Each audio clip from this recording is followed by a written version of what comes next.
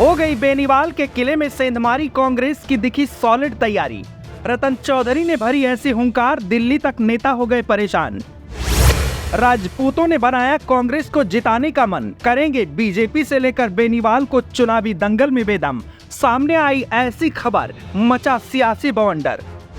जिसका सता रहा था बीजेपी के नेताओं को डर, वो सच साबित हो गया। जाटों ने बदल दिया पाला, अब बेनीवाल के साथ हुआ गड़बड़ झाला। 100 सोनार की तो एक लोहार की, इस बात को सच कर दिखाया है कांग्रेस की रतन चौधरी ने, जिन्होंने ऐसी दहाड़ लगाई है जिसने बड़े बड़े सियासतदानों के पसीने छुड़ा दिए हैं। राहुल सोच भी नहीं सके।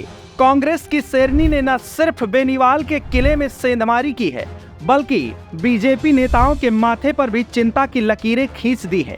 उधर बीजेपी नेता जनसंपर्क की योजना बनाते रहे, इधर कांग्रेस के दिग्गज नेताओं ने भी चुनावी दंगल को दिलचस्प बना दिया है। हालांकि इस बीच सबसे बड़ा ऐलान खेमसर में राजपूतों ने किया है, जिसने बीजेपी के दिग्गज नेताओं की भी रातों की नींद उड़ा दी है, जिसके बारे में आगे बताते हैं। लेकिन उससे पहले आपको बता दें, बीजेपी की मुश्किलें लगातार बढ़ती जा रही हैं, क्योंकि अब वोटर्स का मन कांग्रेस प्रत्याशी की ओर झुकने लगा है, जिसकी सबसे बड़ी वजह कांग्रेस नेताओं का डोर टू डोर अभियान है।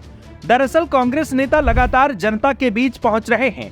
हाल ही में कांग्रेस प्रत्याशी के लिए प्रदेश अध्यक्ष ने भी चुनावी हुंकार भरी और कांग्रेस के पक्ष में माहौल बना दी है, जिसने सियासी तपिश भी बढ़ा दी है। खबरों की माने तो गोविंद डोटासरा ने पहले बीजेपी को खरी खरी सुनाई, फिर बेनीवाल को भी आड़े हाथों लिया और सारी कलई खोल कर रख दी। इस दौरान उन्होंने विकास कार्यों को लेकर भी बेनीवाल पर निशाना साधा और जाति के नाम पर राजनीति करने पर तंज कसा है, जिसने दिल्ली तक दिग्गज नेताओं में खलबली मचा दी है। बेनीवाल जी, आप 2 बार सांसद हैं, दूसरी बार के सांसद हैं। आप अपनी भाषा को मर्यादित रखें, संस्कारित रखें, आपका अधिकार है। आप लड़िए, जीतिए अगर आपको जनता जिता दी है तो। लेकिन हमारे किसी भी मेंबर के लिए, किसी भी कार्यकर्ता के लिए, किसी भी नेता के लिए अपनी छोटी राजनीतिक स्वार्थ के लिए कम से कम अपशब्द मत बोलिए। इस उपचुनाव में हनुमान बेनीवाल जी अपने परिवार के लिए संघर्ष कर रहे हैं, आपके लिए संघर्ष नहीं कर रहे हैं, खींवसर के लिए संघर्ष नहीं कर रहे हैं। आपको 10 महीने में क्या मिला इस भारतीय जनता पार्टी से? अरे भाई, भारतीय जनता पार्टी में पर्चियों से मुख्यमंत्री बनाने के लिए यहां राजस्थान की जनता ने जनादेश नहीं दिया था। सत्ता में बैठने के बाद में क्या किया भाई साहब बताओ? पर्चियों तो मुख्यमंत्री बनावे। वसुंधरा जी के कहने से की पर्ची खोली बात देखी के वीडियो के मायने देखी के यहाँ का पर्चियों के मुख्यमंत्री बनेगा देखे आगे। अरे बीजेपी वालों, हम गांव में पंच नहीं बनाते, पंच वोट से बनाते हैं, सरपंच वोट से बनाते हैं। और आपने पूरे राजस्थान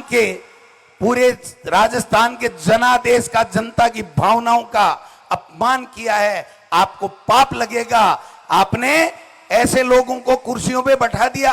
राजनीतिक जानकारों का भी मानना है कि इस बार बेनीवाल के किले में सेंधमारी तय है, क्योंकि इसके पीछे की वजह राजपूत वोटर है।